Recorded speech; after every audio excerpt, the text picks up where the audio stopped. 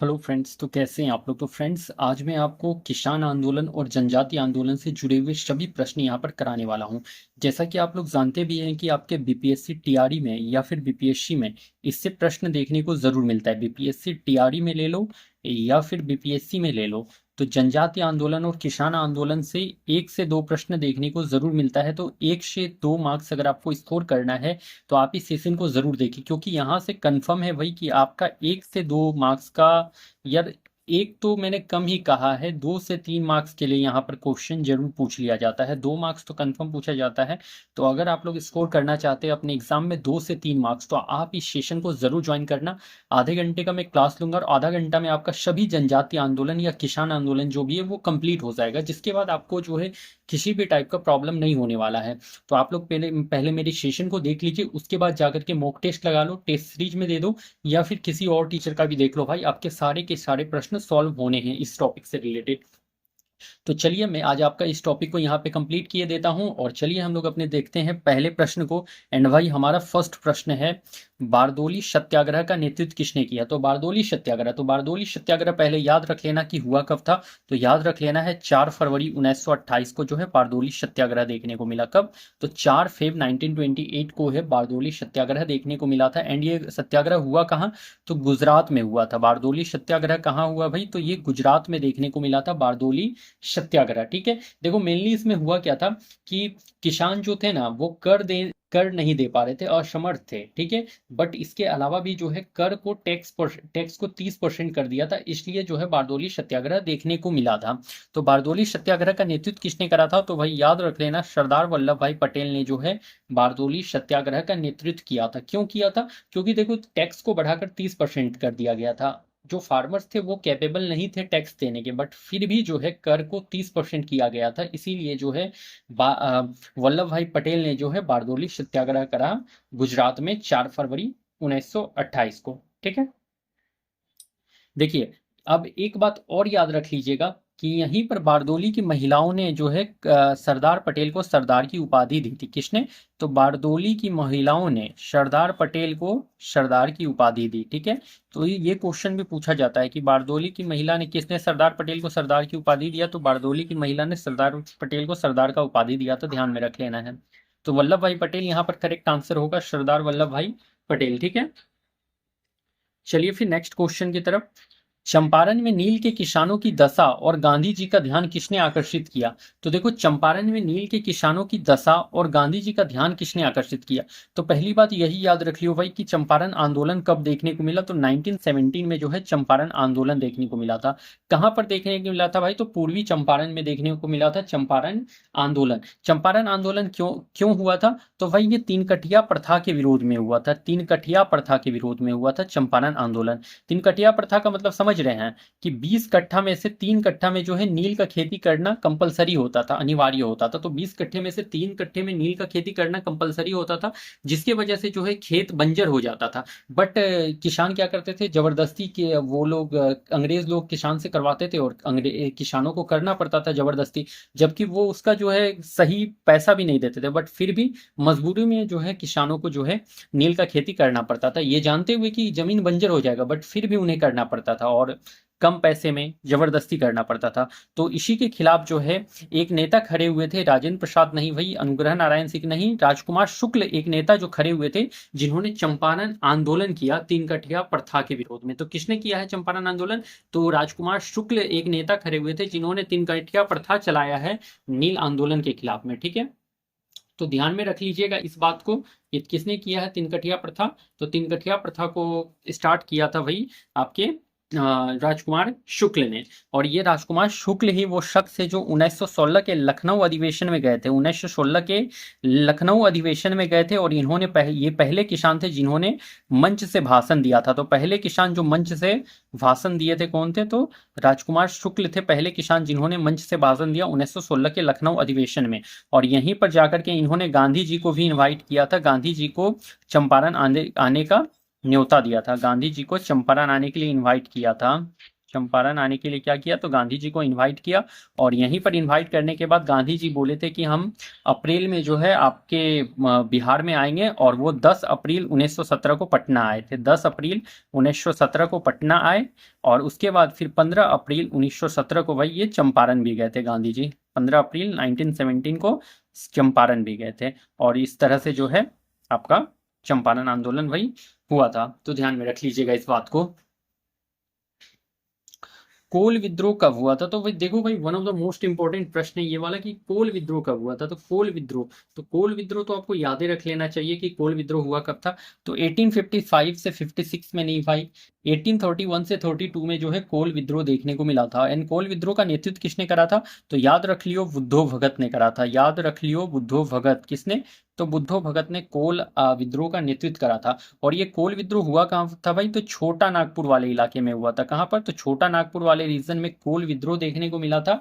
और ये छोटा नागपुर पठार से शुरू हुआ था, इस बात को ध्यान में रख लीजिए। छोटा नागपुर पठार में अगर आपसे पूछ ले, इलाका पूछ ले, तो याद रख लेना सिंहभूम, पलामू, हजारीबाग और मानभूम। सिंहभूम, पलामू, हजारीबाग और मानभूम जो है ये छोटा नागपुर के साइड में आते हैं, ठीक है। तो ध्यान में रख लियो ये सब पॉइंट्स को आप लोग।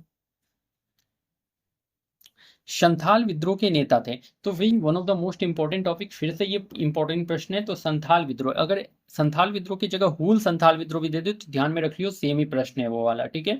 तो संथाल विद्रोह, तो बिरसा मुंडा ने नेतृत्व करा, तो नहीं भाई, सिद्धू कान्हू, चांद भैरव, एक से अधिक। तो देखो सिद्धू कान्हू भी जुड़े हुए थे एंड चांद भैरव, मतलब कि option number D is correct here, एक से अधिक। सिद्धू कान्हू और चांद भैरव जो है ये संथाल विद्रोह से जुड़े हुए थे। और संथाल विद्रोह हुआ कब था भाई, तो याद रख लियो आप लोग 1855 से 56 के बीच में जो है संथाल विद्रोह देखने को मिला था, 1855 से 56 के बीच में, ठीक है।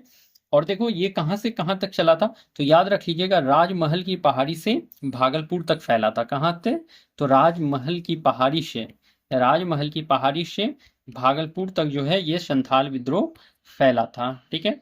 तो राजमहल की पहाड़ी से भागलपुर तक आपका संथाल विद्रोह देखने को मिला था भाई, ध्यान में रख लियो आप लोग।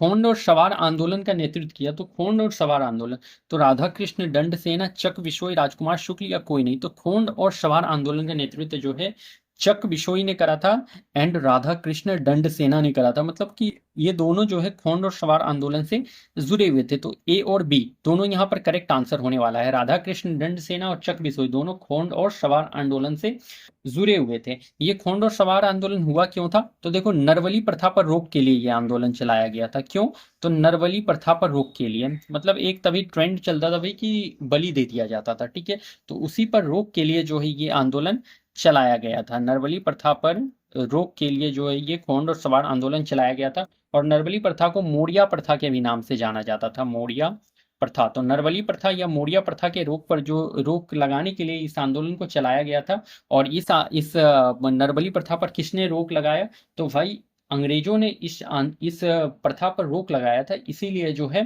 खोंड और सवार आंदोलन अ, आपको देखने को मिला था। और नरबली प्रथा पर रोक किसने लगाया था, तो हार्डिंग ने लगाया था नरबली प्रथा पर रोक, याद रख लीजिएगा हार्डिंग ने नरबली प्रथा पर रोक लगाया था।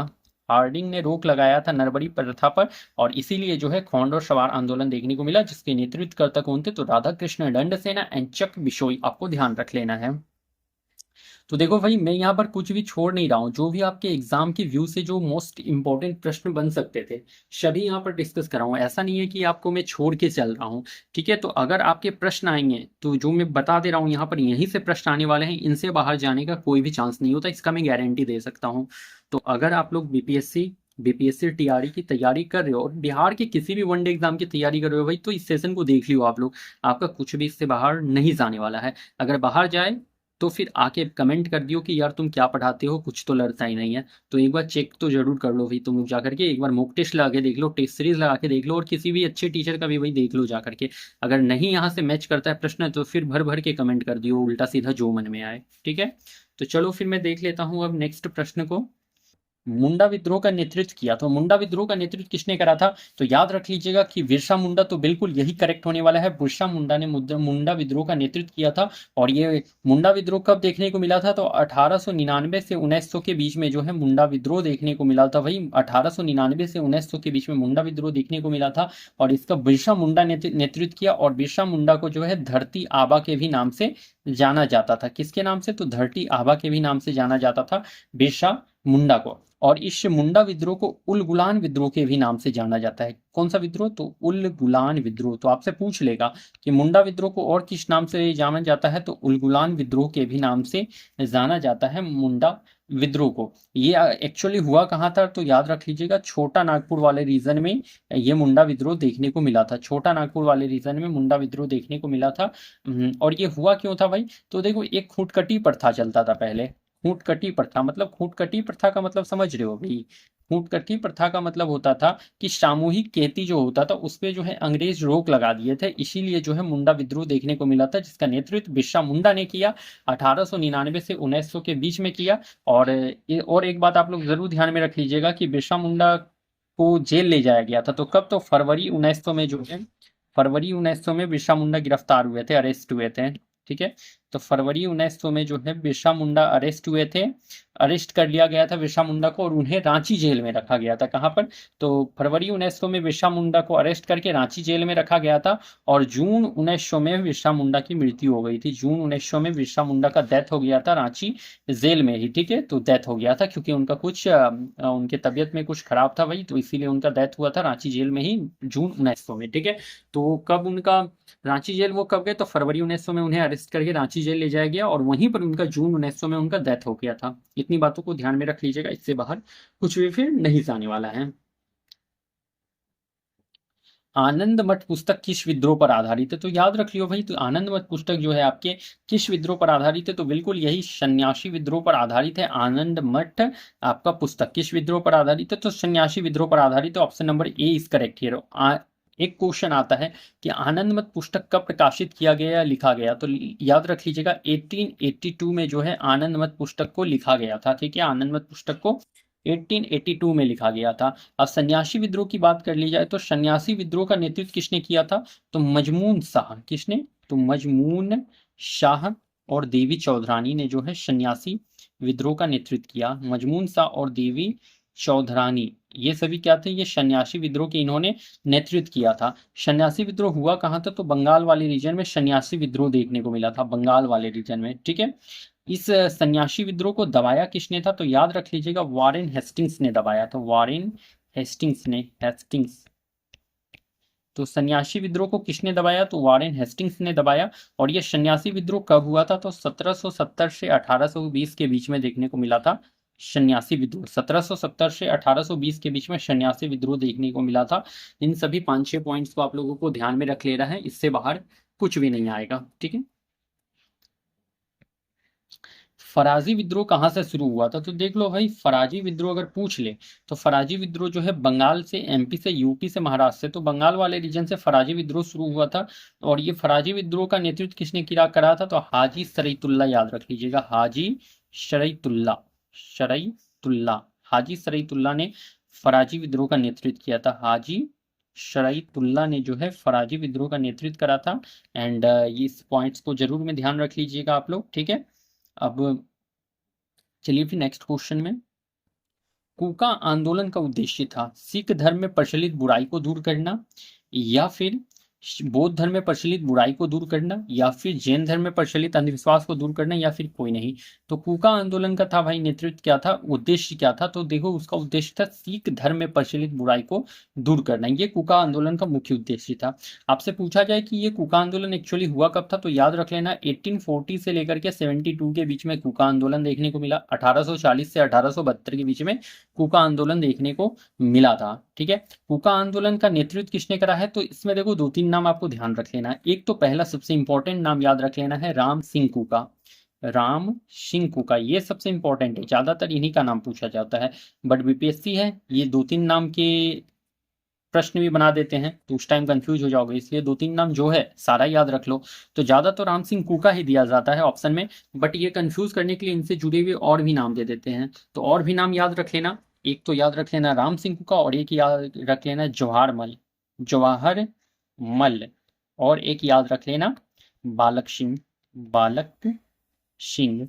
तो राम सिंह कूका, जवाहरमल एंड बालक सिंह, ये तीनों के तीनों जुड़े हुए हैं कूका आंदोलन से। एनबीपीएससी में तीनों का तीनों नाम दे सकता है, इसमें कोई शक वाली बात नहीं है, ठीक है। कूका आंदोलन एक्चुअली हुआ कहाँ पर था, तो याद रख लीजिएगा पंजाब वाले रीजन में जो है कूका आंदोलन देखने को मिला था, पंजाब वाले रीजन में। ये क्यों हुआ था, तो सिख धर्म में प्रचलित बुराई को दूर करने के लिए ये देखने को मिला था आपका कूका आंदोलन, ठीक है।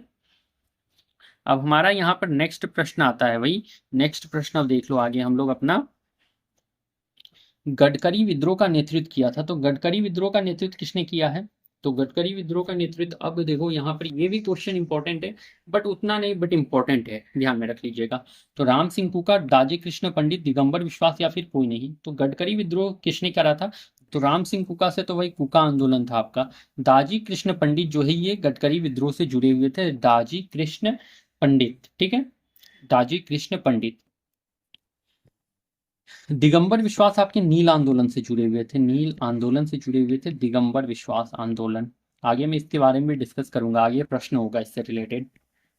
नील आंदोलन शुरू हुआ था, तो देख लो भाई, नील आंदोलन शुरू हुआ था। तो नील आंदोलन देखो, ये नील आंदोलन भी एक तो आप लोग ये तो एक तो आप लोग याद रखते ही हो चंपारण वाला, एक याद रख लो बंगाल वाला भी नील आंदोलन, ठीक है। तो बंगाल वाला भी नील आंदोलन आपको याद रख लेना, बेहद इंपॉर्टेंट हो जाता है, क्योंकि इससे भी प्रश्न पूछ लिया जाता है, ठीक है। तो बंगाल वाला भी नील आंदोलन जरूर आप लोग याद रखेंगे। तो ये क्या पूछा है आपसे, पूछा है यहाँ पर नील आंदोलन शुरू हुआ महाराष्ट्र से बंगाल के नदिया जिला, तो बिल्कुल बंगाल के नदिया जिला से जो है नील आंदोलन देखने को मिला था। और किसने इसका नेतृत्व किया था, तो दिगंबर विश्वास और विष्णु विश्वास ने, दिगंबर विश्वास, दिगंबर विश्वास और विष्णु विश्वास ने, दिगंबर विश्वास और विष्णु विश्वास ने नील आंदोलन का नेतृत्व किया था, विष्णु विश्वास। तो दिगंबर विश्वास और विष्णु विश्वास ने नील आंदोलन का नेतृत्व किया था, और ये नील आंदोलन कहाँ से चला था, तो बंगाल के नदिया जिला से, बंगाल के नदिया जिला से नील आंदोलन स्टार्ट हुआ था। और जिसका इसका किसने नेतृत्व किया है, तो दिगंबर विश्वास और विष्णु विश्वास, तो दो नाम जरूर याद रख लेना है। और ये नील आंदोलन जो देखने को मिला था बंगाल वाले रीजन में, ये 1760 में दिखा था, 1759-60 के बीच में जो है नील आंदोलन देखने को मिला था, 1759-60 के बीच में बंगाल में नील आंदोलन। और ये नील आंदोलन बस उसी बात पे था भाई कि 3/20 तीन कठिया प्रथा पे 20 कट्ठा में से 3 कट्ठा में नील की खेती करनी होती थी, और नील का खेती करने से जमीन बंजर हो जाता था। बट किसान जो है जबरदस्ती नील का खेती करते थे, क्यों, क्योंकि अंग्रेज उनको टॉर्चर करते थे कि तुम्हें तो नील की खेती करनी होगी, इसलिए जो है किसान जो है भाई जबरदस्ती फोर्सफुली जो है नील की खेती करते थे, जिसकी वजह से उनका जमीन जो है बंजर हो जाता था। देखिए एक जो है नील के किसानों के दशा पे एक पुस्तक भी लिखा गया था, जिसका नाम था नील दर्पण, नील दर्पण। ये नील किसान जो थे ना, जो किसान थे उनकी दशा पर लिखा गया है ये नील दर्पण। और ये किसने लिखा था, तो दीनबंधु मित्र ने। तो नील किसानों की दशा पर ये बुक लिखा गया था नील दर्पण, जो कि दीनबंधु मित्र के द्वारा लिखा गया था, ठीक है। तो ये किसानों की दशा के बारे में लिखा गया था इस नील दर्पण बुक में। और ये नील दर्पण पूछा जाता है एग्जाम में, इसलिए इंपॉर्टेंट इसको लेके चलना है आपको, इंपॉर्टेंट है, ये बुक पूछ लेगा आपसे, ठीक है। तो नील दर्पण किसानों की दशा के बारे में लिखा गया था, दीनबंधु मित्र के द्वारा लिखा गया था, ठीक है। एक तो नील आंदोलन आप लोग को याद ही होगा भाई, जो मैंने आपसे अभी डिस्कस करा था 1970 में चंपारण आंदोलन, तो वो चंपारण आंदोलन के नाम से याद रख लीजिएगा, चंपारण आंदोलन के नाम से, जिसमें कि आपको क्या कहते हैं, जिसमें भी आपको इसमें भी नील आंदोलन ही देखने को मिला था, तीन तीन कठिया प्रथा के लिए ही दिखा था उसमें भी, कि जिसमें आपके राजकुमार शुक्ल लीडर थे, ठीक है। मोपला विद्रोह आरंभ हुआ था, तो मोपला विद्रोह कहाँ से आरंभ हुआ था, तो देखो ये भी एक अच्छा ही क्वेश्चन दे रखा है इन्होंने, कि मोपला विद्रोह, तो मोपला विद्रोह भाई कहाँ से आरंभ हुआ था आपका, बता सकते हो कोई, कि मोपला विद्रोह कहाँ से आरंभ हुआ था, बता सकते हो तो बता दो आप लोग कोई। केरल से, कर्नाटक से, लखनऊ से, कोई नहीं। तो मोपला विद्रोह भाई केरल से देखने को मिला था, केरल में स्टार्ट हुआ था मोपला विद्रोह, बस यही याद रख लेना है, ज्यादा इससे कुछ पूछा नहीं जाएगा, ठीक है। मोपला विद्रोह कहाँ से, तो बस केरल याद रख लियो, बस इतना ही, उससे ज्यादा कुछ मोपला विद्रोह से तो मुझे चांस नहीं लग रहा है, ठीक है। एका आंदोलन कब आरंभ हुआ, तो एका आंदोलन, तो भाई एका आंदोलन कब आरंभ हुआ ये पूछा है आपसे, 1921-22, ठीक है, 1945, 1674, 1975। तो 1921-22 में एका आंदोलन स्टार्ट हुआ था। और ये कहाँ पर एका आंदोलन हुआ था, तो अवध यूपी वाले इलाके में, अवध है जो कि आपके यूपी में पड़ता है भाई, अवध। वहां पे आपका एका आंदोलन देखने को मिला था। और ये किसने नेतृत्व किया, तो याद रख लेना है, मदारी पाशी और सहदेव ने। मदारी पाशी और सहदेव ने जो है एका आंदोलन चलाया था। तो मदारी पाशी और सहदेव ने एका आंदोलन चलाया था। और ये किस आंदोलन पर था, तो बेगारी प्रथा पर रोक लगाने के लिए एका आंदोलन चलाया गया था। तो एका आंदोलन याद रख लेना, अवध यूपी वाले इलाके में चला, मदारी पाशी एंड सहदेव के नेतृत्व में चला है, ठीक है। तेभागा आंदोलन कहाँ से केंद्रित हुआ, जैसा कि नाम से ही क्लियर हो रहा है, तेभागा मतलब कि 2/3, मतलब 3 भाग में से 2 भाग, ठीक है। तो तेभागा यही तो क्लियर हो गया, 3 भाग में से 2 भाग, तो 3 पार्ट में से 2 भाग में खेती करा जाता था, इसे ही तेभागा आंदोलन कहते थे। और ये तेभागा आंदोलन कहाँ पे हुआ था, तो बंगाल वाले रीजन में तेभागा आंदोलन देखने को मिला था। कहाँ पर, तो बंगाल वाले रीजन में तेभागा आंदोलन देखने को मिला था। इस बात को ध्यान में रख लीजिएगा। और इसका नेतृत्व किसने करा है, तो कुंपा राम सिंह और भुवन सिंह ने। राम सिंह कुंपा राम सिंह और भुवन सिंह ने जो है तेभागा आंदोलन का नेतृत्व किया था, ठीक है। तो तेभागा से तो आप लोग क्लियर ये होगा कि 2/3, मतलब कि 3 पार्ट में से 2 पार्ट खुद किसान लेगा और बाकी बात जो है जमींदार को देगा। तो यही था तेभागा आंदोलन। तेभागा आंदोलन का मतलब ही आपको डायरेक्ट समझ में आ जाना चाहिए कि 2/3, 3 पार्ट में से 2 पार्ट जो है किसान खुद लेगा और जो पार्ट बचेगा वो जमींदार को देगा। यही था तेभागा आंदोलन, बंगाल में हुआ था। कुंपाराम सिंह और भुवन सिंह ने इसका नेतृत्व करा था। आई होप इतना दूर आपका क्लियर हो गया होगा। नेक्स्ट, अखिल भारतीय किसान सभा के संस्थापक। तो देखो, अखिल भारतीय किसान सभा के संस्थापक पूछ ले अगर आपसे, अखिल भारतीय किसान सभा के संस्थापक तो एमजी रंगा नहीं, स्वामी सहजानंद सरस्वती इसके संस्थापक हो जाते हैं। और इसका स्थापना कब किया गया था, तो 1936 में किया गया था, 1936 में। और इसका पहला बैठक कहाँ हुआ, तो फर्स्ट बैठक याद रख लीजिएगा, लखनऊ में हुआ था। फर्स्ट बैठक आपका जो है अप्रैल मंथ में देखने को मिला था, अप्रैल में ही लखनऊ में देखने को मिला था। लखनऊ में पहला बैठक अप्रैल में लखनऊ में देखने को मिला था। संस्थापक पूछ ले तो स्वामी सहजानंद सरस्वती। और अगर इसका सचिव पूछ ले कि इसके संस्थापक पूछे या फिर अध्यक्ष पूछे, अध्यक्ष भी अगर पूछ ले, तो संस्थापक या अध्यक्ष हो गए आपके सहजानंद सरस्वती। सहजानंद सरस्वती संस्थापक या अध्यक्ष कौन है, तो सहजानंद सरस्वती। और अगर सचिव पूछ ले कि अखिल भारतीय किसान सभा के सचिव कौन है, तो याद रख लीजिएगा एमजी रंगा। एमजी रंगा इसके सचिव हो जाते हैं अखिल भारतीय किसान सभा के। एक आपको इससे रिलेटेड तो इतना हो गया क्लियर। अब इससे तो बाहर शायद ही पूछ जाए, इतना में ही आपका क्लियर हो जाएगा। इसी में से जो है आपके प्रश्न देखने को मिलेंगे। अगर आपसे बिहार किसान सभा पूछ ले, तो बिहार किसान सभा, तो बिहार किसान सभा का भी स्थापना जरूर याद रख लीजिएगा। बिहार किसान सभा का स्थापना हुआ था 1929 में, ठीक है। किसने इसका स्थापना किया था, तो स्वामी सहजानंद ने, स्वामी सहजानंद सरस्वती ने, सहजानंद सरस्वती ने। तो स्वामी सहजानंद सरस्वती ने बिहार किसान सभा का भी स्थापना किया था 1929 में। स्वामी सहजानंद सरस्वती के द्वारा किया गया था, ध्यान में रख लेना है। चलिए फिर नेक्स्ट। तो फ्रेंड्स, आज का सेशन यहाँ पर कंप्लीट होता है। और जितना भी प्रश्न करा दिए हैं, क्वेश्चन करा दिए हैं, उससे बाहर कुछ भी नहीं जाएगा। यहाँ पर देख लीजिए, आपका सारा डिटेल डिस्कशन कराया है। तो चलिए मैं फिर मिलता हूँ कल आप लोगों से किसी नेक्स्ट सेशन में। तब तक के लिए आप लोगों को thank you and best of luck.